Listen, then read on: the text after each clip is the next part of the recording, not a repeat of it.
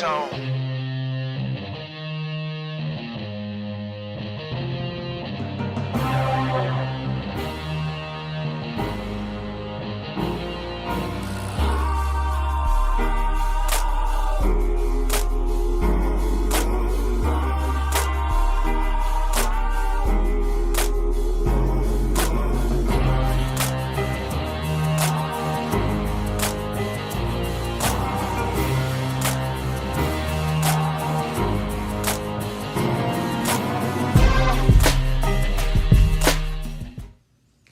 Duh. Hey, what's good, Wiz Nation, Wizards fans? What is good? It's your boy, Caramingo. We got a dub.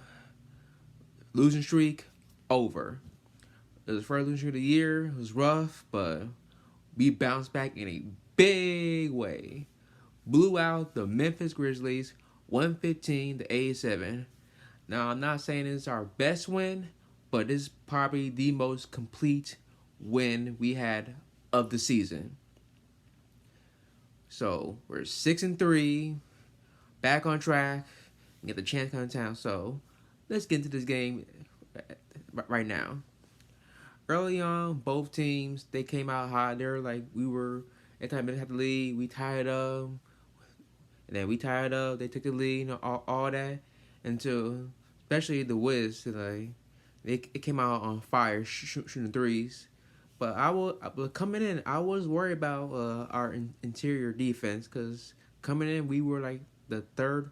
We were like one of the worst teams in points paint, and team like Memphis, their team who get in paint, especially John Moran, which we're going to talk about a lot on this show.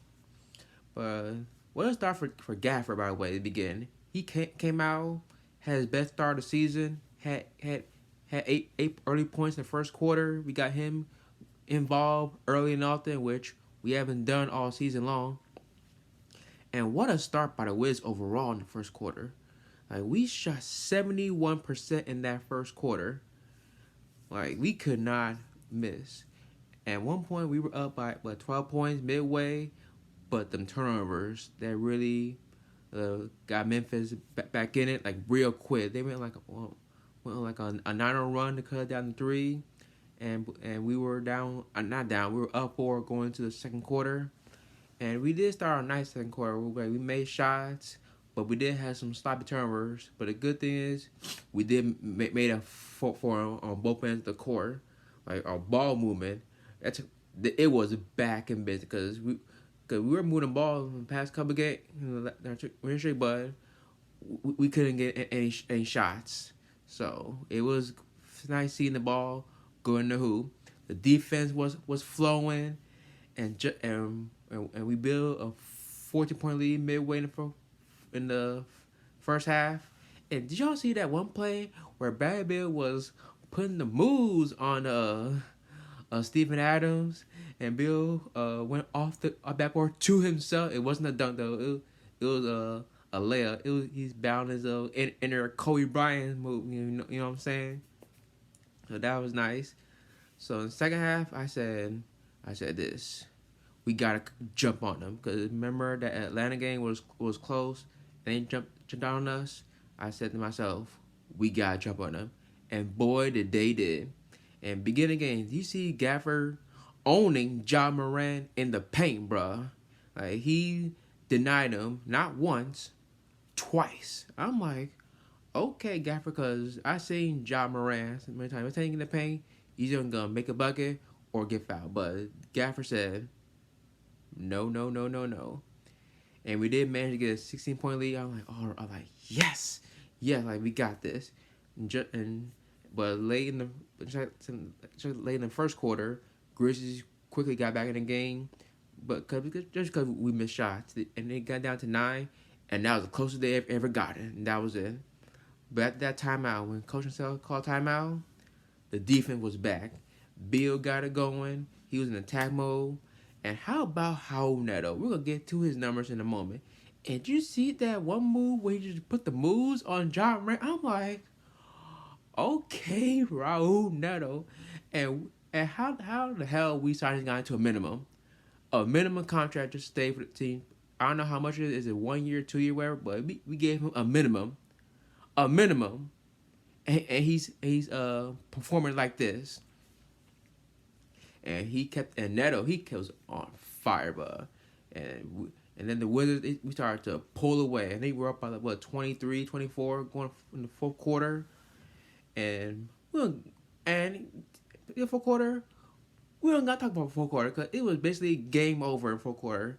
I'm thinking to myself, we had a 24-point lead going to the fourth, I believe, 24-23. And I said, gotta get, Brad should not come back in. I said, put them boys away. And boy, they did. So I said, as good that Brad's getting the rest in the fourth quarter because we got the champs coming to town on Sunday.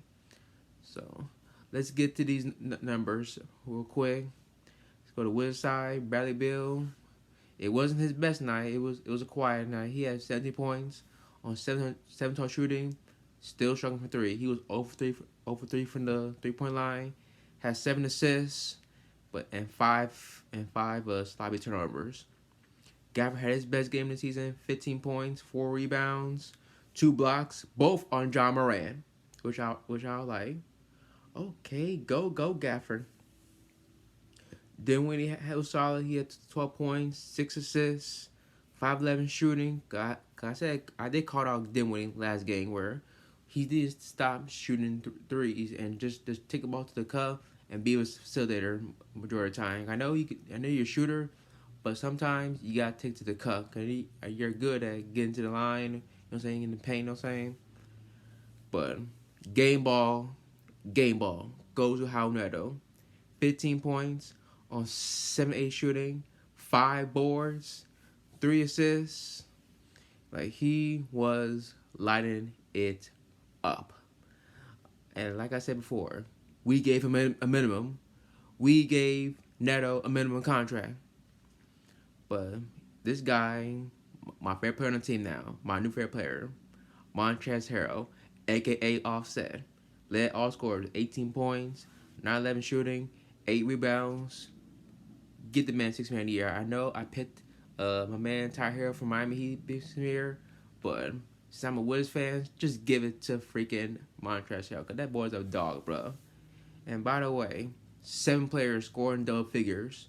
That was Beal, Gafford, Kuzma, KCP, Dinwiddie, Harrell, and Neto. Now from Memphis side, good D on John Moran. Good defense on John Moran. Had his worst game of the season. Finished with 11 points on 4 of 17 shooting. Do you hear that correctly? 4 of 17 shooting.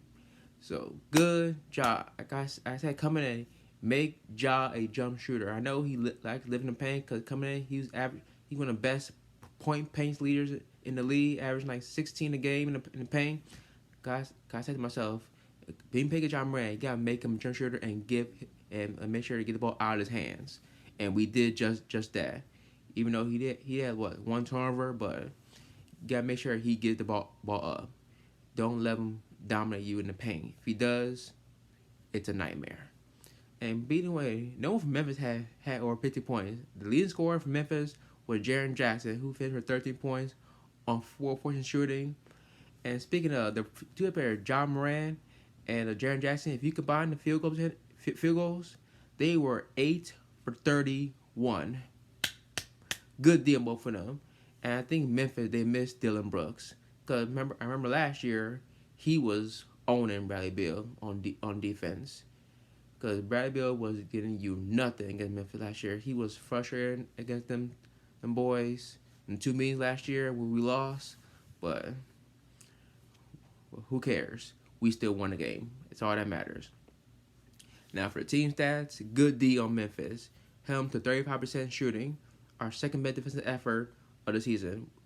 We held Toronto 30% in that first win of the year. But I think this one takes the cake. And we shot 58% from field. And we shot over 60 in the first half. So the shooting was on point for the Wizards. The threes, it was okay. We were hot from 3 in the first half. And then we kind of went down second half. We shot 40% from 3, 10-25. Memphis was 631. The 3-point defense was there. The free throws, we ain't good at free throw line enough. We were 7-13 free throw line. But Memphis was 13 and 17. But the assists though, 34 assists on 49 made field goals. Great job, Wiz. I think that's season high though. I think we're season high assists. And we assisted them 34-19. If we do that a lot, we should win every game. The rebounds dominated, 53-39, and they had 12. But Memphis had 12 on the offensive side. We only had 5. And the turnovers though, we had 18. We got to clean that up. We had 18 turnovers. Because if you turn off against Memphis team, especially with John Moran on the team, you know it's a nightmare. Because if you trim that in half, if you have that in turnovers, we probably won the game by at least 35, 36 points. But we'll take the 20-point win. So a win's a win. We're 6-3 on Milwaukee. So we're gonna take a quick break. We're gonna talk about the new City Edition jerseys for not just the Wizards, but for everybody. So stay tuned, Wiz Nation. The lob to Jackson. Has it blocked by Avdia. Gafford takes it away. Gafford with the rebound. Great defense by Denny right there, being able to guard multiple positions. Now the lob to Gafford for the dunk.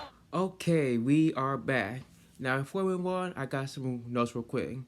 Let's talk about Denny Avdia real quick. I forgot to mention, his defense was unbelievable in the paint. Especially not just paint, but everywhere. Outside, inside, but mostly inside. He was denying guys, altering shots, everything. So, Denny is getting better. And you're seeing the improvement of Denny on defense.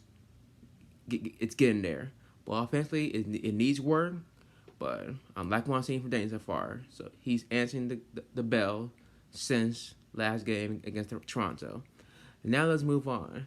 It's time to play a segment that we playing for the last couple of years. One of my favorite segments in the show. It's time for the Wiz Poll. Now, I did a poll on Wednesday that remember our city uniforms came out on Wednesday. Well, I did a poll that says, what do you think about the new city jersey? Are they fire? Are they okay? Or nah? Let's check out the results right now.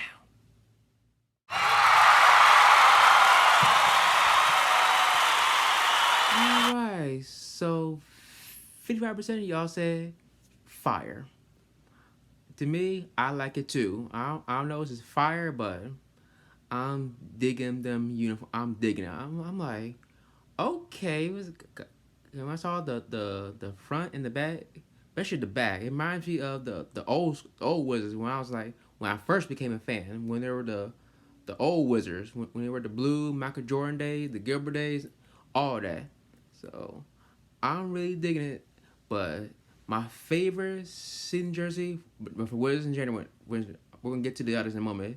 In general, in the past 4 or 5 years or so, my favorite was the black ones, the District of Columbia black jerseys. Those would be my favorite Wizards edition jerseys. But overall, I like them. And since we're talking about jerseys, today is National Jersey Day, and I'm wearing my old Gilbert jersey back in my high school days. The gold, remember them back in the day when he was dropping 50, 60 every night and 40. So it is National Jersey Day, so I just want to rock my jersey today. So let's get to the jerseys that I just saw. Let's see if I have it. Let's see. I think my favorite ones, I like the Warriors one. The Warriors are my favorite. The black and the stripes down here. I'm like, okay. And I like New York's too. They had the black too. But everything that's black, I'm digging it. But also I like the Brooklyn Nets uniforms. The old school now. They had the old school with Jason Kidd and the retro way back in the 90s. So I'm really digging those as well. I like the Indiana ones. Those are one of my favorites. Couple that I don't like the Atlanta Hawks one. I know they did too much in there. I know they got the burn on that because that was a way back when they had the Matumbo back in the late 1990s. Also, I don't like is the Miami Heat. I know it's like Grand Theft Auto, Vice City like, but they did way too much on that. It was like the numbers are all like ugh. I'm like they did too much on that. Well, I like the Houston ones though. The Houston ones are dope. The old school Steve Francis like stuff. Those are nice. Toronto's is good. Wherever Toronto does, it turns to gold, man. Because they always have one of the best jerseys in the NBA, especially when it's Sid Edition line. Also, I like the Lakers are dope. The Lakers are dope too. The purple and a little bit of the sky blue letters on it. I'm liking that. Like the Sixers as well. And two teams I heard stay the same, Utah and Phoenix, which I'm not mad at, but I like them both, especially Phoenix. Like the Valley, they wore those most of the time in the playoffs last year at home. And also, I think my favorite one, my favorite, even I like the Warriors, one of my favorites, Charlotte. Charlotte's one is dope. Those are some dope uniform right there. And Denver too. Let's never forget them. Denver is not bad. So what do you think had the best city uniforms for the season? I would love to see my Wizards, but my favorite ones is the Warriors. Those are my favorite, hands down. So what do y'all think? Just let me know on Twitter, Facebook, whatever. So coming up for the Wiz, we got the champions. The Milwaukee Bucks come to town. Now, before the show, I did watch them a game. They did lose. They lost to the Knicks. I heard they blew a 21-point lead in the first half. So I'm like, they're going to be ready for us on Sunday. So we got to be ready too. So, and I think our schedule gets a little bit, I don't say easy, but it gets, our schedule does get easy for us. But you never know. Any given day, anything can happen. We got Milwaukee on Sunday, got the Cavaliers Wednesday, Orlando on next Saturday. Then we got the Pelicans on the 15th. So if we can beat Milwaukee, we can take advantage of our schedule. You know what I'm saying? For playing another good team ahead. So that's it. Thank y'all for watching. Y'all know the deal. Follow me on Twitter @CamMingo. See me on Instagram. My Wiz page on Twitter @Wiz_Nation. Instagram Nation_Wiz. Thank y'all. Good night. Peace.